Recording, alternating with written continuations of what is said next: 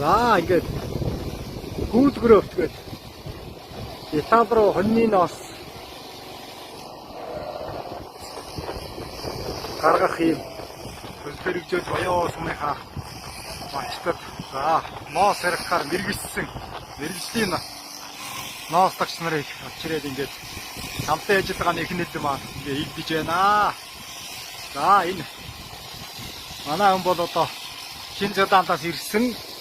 За ер нь бол энэ хонь ноосдохын мэрэгжлэр юм уу дэлхийд бас нэлээ нэрштэй мэрэгжлэлтэй байгаамаа. За ингээд Монгол хоньнуудаа бид нар бол ер нь дийлдэхгүй их хүнд хэцүү догшин гэж бодсон чинь ийм ерөөсөн техник ур чадвар бол байдаг юм байна. Маш энгийн ингээд арга замаараа ингээд ноос очдөг юм байна. За энэ хүн ноосоо ингээд амжилттай сайхан цэвэр ангилаад 3 ангилна гэж байгаа юм. Эхний ангилсан ноосоо за одоо ноос утас болгож одоо дэлхийд нэртэй брэндүүдийн түүхийд болгож утас болгоно.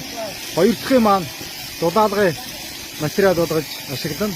За хамгийн сүүлд одоо ялгараад үлдсэн тоос шороотой одоо тэр ихийг нь бордоо болгож ашигладаг юм технологиуд байдаг юм байна. Ингээд ноосоо ингээд цаашид 3 ангилаад боёо уусан ингээд шурхан залаа хоршоо маань бэлтгэн нийлүүлээд ийхүү нэг Монгол хоньны ноос маань дэлхийн захтай бас гарах боломжийг бүрдүүлэн ажиллаж байна.